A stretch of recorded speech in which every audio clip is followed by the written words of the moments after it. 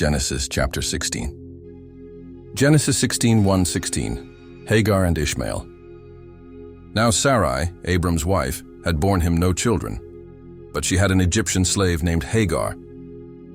So she said to Abram, "The Lord has kept me from having children. Go, sleep with my slave. Perhaps I can build a family through her." Abram agreed to what Sarai said. So after Abram had been living in Canaan 10 years, Sarai his wife took her Egyptian slave Hagar and gave her to her husband to be his wife. He slept with Hagar, and she conceived. When she knew she was pregnant, she began to despise her mistress. Then Sarai said to Abram, "You are responsible for the wrong I am suffering. I put my slave in your arms, and now that she knows she is pregnant, she despises me. May the Lord judge between you and me." "Your slave is in your hands," Abram said. "Do with her whatever you think best." Then Sarai mistreated Hagar, so she fled from her. The angel of the Lord found Hagar near a spring in the desert. It was the spring that is beside the road to Shur. And he said, "Hagar, slave of Sarai, where have you come from, and where are you going?" "I'm running away from my mistress Sarai," she answered. Then the angel of the Lord told her, "Go back to your mistress and submit to her." The angel added, "I will increase your descendants so much that they will be too numerous to count." The angel of the Lord also said to her, "You are now pregnant, and you will give birth to a son. You shall name him Ishmael. For the Lord has heard of your misery. He will be a wild donkey of a man. His hand will be against everyone, and everyone's hand against him, and he will live in hostility toward all his brothers." She gave this name to the Lord who spoke to her, "You are the God who sees me." For she said, "I have now seen the one who sees me." That is why the well was called Bir Lahai Roi. It is still there between Kadesh and Bered. So Hagar bore Abram a son, and Abram gave the name Ishmael to the son she had born.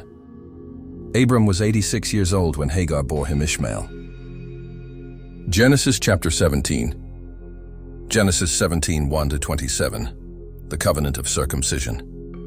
When Abram was 99 years old, the Lord appeared to him and said, "I am God Almighty.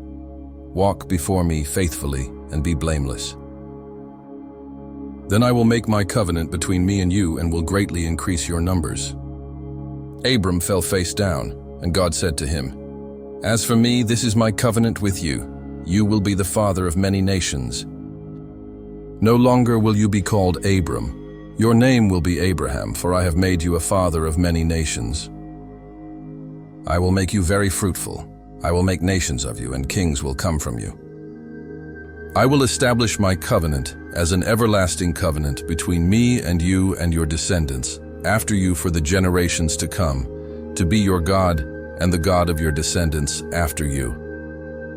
The whole land of Canaan, where you now reside as a foreigner, I will give as an everlasting possession to you and your descendants after you, and I will be their God." Then God said to Abraham, "As for you, you must keep my covenant, you and your descendants after you for the generations to come. This is my covenant with you and your descendants after you, the covenant you are to keep. Every male among you shall be circumcised. You are to undergo circumcision, and it will be the sign of the covenant between me and you. For the generations to come, every male among you who is 8 days old must be circumcised, including those born in your household or bought with money from a foreigner, those who are not your offspring. Whether born in your household or bought with your money, they must be circumcised. My covenant in your flesh is to be an everlasting covenant. Any uncircumcised male who has not been circumcised in the flesh will be cut off from his people. He has broken my covenant." God also said to Abraham, "As for Sarai your wife, you are no longer to call her Sarai. Her name will be Sarah. I will bless her, and will surely give you a son by her. I will bless her so that she will be the mother of nations. Kings of peoples will come from her." Abraham fell face down. He laughed and said to himself, "Will a son be born to a man 100 years old? Will Sarah bear a child at the age of 90? And Abraham said to God, if only Ishmael might live under your blessing." Then God said, "Yes, but your wife Sarah will bear you a son, and you will call him Isaac. I will establish my covenant with him as an everlasting covenant for his descendants after him. And as for Ishmael, I have heard you. I will surely bless him. I will make him fruitful and will greatly increase his numbers. He will be the father of 12 rulers, and I will make him into a great nation. But my covenant I will establish with Isaac, whom Sarah will bear to you by this time next year." When he had finished speaking with Abraham, God went up from him. On that very day Abraham took his son Ishmael, and all those born in his household or bought with his money, every male in his household, and circumcised them, as God told him. Abraham was 99 years old when he was circumcised, and his son Ishmael was 13. Abraham and his son Ishmael were both circumcised on that very day. And every male in Abraham's household, including those born in his household or bought from a foreigner, was circumcised with him. Genesis chapter 18. Genesis 18:1-33, the three visitors. The Lord appeared to Abraham near the great trees of Mamre while he was sitting at the entrance to his tent in the heat of the day. Abraham looked up and saw 3 men standing nearby. When he saw them, he hurried from the entrance of his tent to meet them and bowed low to the ground. He said, "If I have found favor in your eyes, my Lord, do not pass your servant by.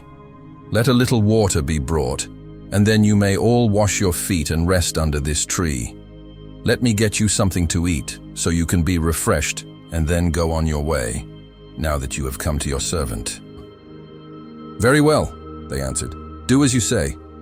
So Abraham hurried into the tent to Sarah. "Quick," he said, "get 3 seahs of the finest flour and knead it and bake some bread." Then he ran to the herd and selected a choice, tender calf and gave it to a servant, who hurried to prepare it. He then brought some curds and milk and the calf that had been prepared and set these before them. While they ate, he stood near them under a tree. "Where is your wife Sarah?" they asked him. "There, in the tent," he said. Then one of them said, "I will surely return to you about this time next year, and Sarah your wife will have a son." Now Sarah was listening at the entrance to the tent, which was behind him. Abraham and Sarah were already very old, and Sarah was past the age of childbearing. So Sarah laughed to herself as she thought, "After I am worn out and my Lord is old, will I now have this pleasure?" Then the Lord said to Abraham, "Why did Sarah laugh and say, 'Will I really have a child now that I am old?' Is anything too hard for the Lord? I will return to you at the appointed time next year, and Sarah will have a son." Sarah was afraid, so she lied and said, "I did not laugh." But he said, "Yes, you did laugh." When the men got up to leave, they looked down toward Sodom, and Abraham walked along with them to see them on their way. Then the Lord said, "Shall I hide from Abraham what I am about to do? Abraham will surely become a great and powerful nation, and all nations on earth will be blessed through him. For I have chosen him, so that he will direct his children and his household after him to keep the way of the Lord, by doing what is right and just, so that the Lord will bring about for Abraham what he has promised him." Then the Lord said, "The outcry against Sodom and Gomorrah is so great, and their sin so grievous, that I will go down and see if what they have done is as bad as the outcry that has reached me. If not, I will know." The men turned away and went toward Sodom, but Abraham remained standing before the Lord. Then Abraham approached him and said, "Will you sweep away the righteous with the wicked? What if there are 50 righteous people in the city? Will you really sweep it away and not spare the place for the sake of the 50 righteous people in it? Far be it from you to do such a thing, to kill the righteous with the wicked, treating the righteous and the wicked alike. Far be it from you. Will not the judge of all the earth do right?" The Lord said, "If I find 50 righteous people in the city of Sodom, I will spare the whole place for their sake." Then Abraham spoke up again. "Now that I have been so bold as to speak to the Lord, Though I am nothing but dust and ashes, what if the number of the righteous is 5 less than 50? Will you destroy the whole city for lack of 5 people? If I find 45 there, he said, I will not destroy it, not. Once again he spoke to him. What if only 40 are found there? He said, for the sake of 40, I will not do it. Then he said, may the Lord not be angry, but let me speak. What if only 30 can be found there? He answered, I will not do it if I find 30 there. Abraham said, now that I have been so bold as to speak to the Lord, what if only 20 can be found there? He said, for the sake of 20 I will not destroy it. Then he said, may the Lord not be angry, but let me speak just once more. What if only 10 can be found there? He answered, for the sake of 10, I will not destroy it.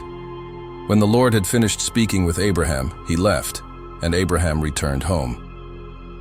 Genesis chapter 19. Genesis 19:1-38. Sodom and Gomorrah destroyed. The 2 angels arrived at Sodom in the evening, and Lot was sitting in the gateway of the city. When he saw them, he got up to meet them and bowed down with his face to the ground.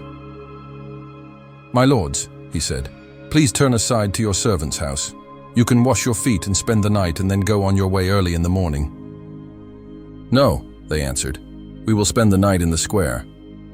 But he insisted so strongly that they did go with him and entered his house. He prepared a meal for them, baking bread without yeast, and they ate. Before they had gone to bed, all the men from every part of the city of Sodom, both young and old, surrounded the house. They called to Lot, where are the men who came to you tonight? Bring them out to us so that we can have sex with them. Lot went outside to meet them and shut the door behind him and said, no, my friends, don't do this wicked thing. Look, I have 2 daughters who have never slept with a man. Let me bring them out to you, and you can do what you like with them. But don't do anything to these men, for they have come under the protection of my roof. Get out of our way, they replied. This fellow came here as a foreigner, and now he wants to play the judge. We'll treat you worse than them. They kept bringing pressure on Lot and moved forward to break down the door. But the men inside reached out and pulled Lot back into the house and shut the door. Then they struck the men who were at the door of the house, young and old, with blindness, so that they could not find the door. The 2 men said to Lot, do you have anyone else here, sons-in-law, sons or daughters, or anyone else in the city who belongs to you? Get them out of here, because we are going to destroy this place. The outcry to the Lord against its people is so great that he has sent us to destroy it. So Lot went out and spoke to his sons-in-law, who were pledged to marry his daughters. He said, hurry and get out of this place, because the Lord is about to destroy the city. But his sons-in-law thought he was joking. With the coming of dawn, the angels urged Lot, saying, hurry, take your wife and your 2 daughters who are here, or you will be swept away when the city is punished. When he hesitated, the men grasped his hand and the hands of his wife and of his 2 daughters, and led them safely out of the city, for the Lord was merciful to them. As soon as they had brought them out, one of them said, flee for your lives. Don't look back, and don't stop anywhere in the plain. Flee to the mountains, or you will be swept away. But Lot said to them, no, my lords, please. Your servant has found favor in your eyes, and you have shown great kindness to me in sparing my life. But I can't flee to the mountains. This disaster will overtake me, and I'll die. Look, here is a town near enough to run to, and it is small. Let me flee to it. It is very small, isn't it? Then my life will be spared. He said to him, very well. I will grant this request too. I will not overthrow the town you speak of, but flee there quickly, because I cannot do anything until you reach it. That is why the town was called Zoar. By the time Lot reached Zoar, the sun had risen over the land. Then the Lord rained down burning sulfur on Sodom and Gomorrah from the Lord out of the heavens. Thus he overthrew those cities and the entire plain, destroying all those living in the cities, and also the vegetation in the land. But Lot's wife looked back, and she became a pillar of salt. Early the next morning, Abraham got up and returned to the place where he had stood before the Lord. He looked down toward Sodom and Gomorrah, toward all the land of the plain, and he saw dense smoke rising from the land, like smoke from a furnace. So when God destroyed the cities of the plain, he remembered Abraham, and he brought Lot out of the catastrophe that overthrew the cities where Lot had lived. Lot and his daughters. Lot and his 2 daughters left Zoar and settled in the mountains, for he was afraid to stay in Zoar. He and his 2 daughters lived in a cave. One day the older daughter said to the younger, "Our father is old and there is no man around here to give us children, as is the custom all over the earth. Let's get our father to drink wine and then sleep with him and preserve our family line through our father." That night they got their father to drink wine, and the older daughter went in and slept with him. He was not aware of it when she lay down or when she got up. The next day the older daughter said to the younger, "Last night I slept with my father. Let's get him to drink wine again tonight, and you go in and sleep with him so we can preserve our family line through our father." So they got their father to drink wine that night also, and the younger daughter went in and slept with him. Again, he was not aware of it when she lay down or when she got up. So both of Lot's daughters became pregnant by their father. The older daughter had a son, and she named him Moab. He is the father of the Moabites of today. The younger daughter also had a son, and she named him Ben-Ami. He is the father of the Ammonites of today. Genesis chapter 20. Genesis 21-18. Abraham and Abimelech. Now Abraham moved on from there into the region of the Negev, and lived between Kadesh and Shur. For a while he stayed in Gerar, and there Abraham said of his wife Sarah, "She is my sister." Then Abimelech king of Gerar sent for Sarah and took her. But God came to Abimelech in a dream one night and said, "You are as good as dead, because of the woman you have taken. She is a married woman." Now Abimelech had not gone near her, so he said, "Lord, will you destroy an innocent nation? Did he not say to me, 'She is my sister'? And didn't she also say, 'He is my brother'? I have done this with a clear conscience and clean hands." Then God said to him in the dream, "Yes, I know you did this with a clear conscience, and so I have kept you from sinning against me. That is why I did not let you touch her. Now return the man's wife, for he is a prophet, and he will pray for you and you will live. But if you do not return her, you may be sure that you and all who belong to you will die." Early the next morning, Abimelech summoned all his officials, and when he told them all that had happened, they were very much afraid. Then Abimelech called Abraham in and said, "What have you done to us? How have I wronged you that you have brought such great guilt upon me and my kingdom? You have done things to me that should never be done." And Abimelech asked Abraham, "What was your reason for doing this?" Abraham replied, "I said to myself, there is surely no fear of God in this place, and they will kill me because of my wife. Besides, she really is my sister, the daughter of my father, though not of my mother, and she became my wife. And when God had me wander from my father's household, I said to her, 'This is how you can show your love to me. Everywhere we go, say of me, he is my brother.' Then Abimelech brought sheep and cattle and male and female slaves and gave them to Abraham, and he returned Sarah his wife to him. And Abimelech said, 'My land is before you, live wherever you like.' To Sarah he said, 'I am giving your brother 1,000 shekels of silver. This is to cover the offense against you before all who are with you. You are completely vindicated.' Then Abraham prayed to God, and God healed Abimelech, his wife, and his female slaves so they could have children again. For the Lord had kept all the women in Abimelech's household from conceiving because of Abraham's wife Sarah. May God bless your day. Subscribe to receive our content. Leave your like and share so that more people can hear the word of our Creator God.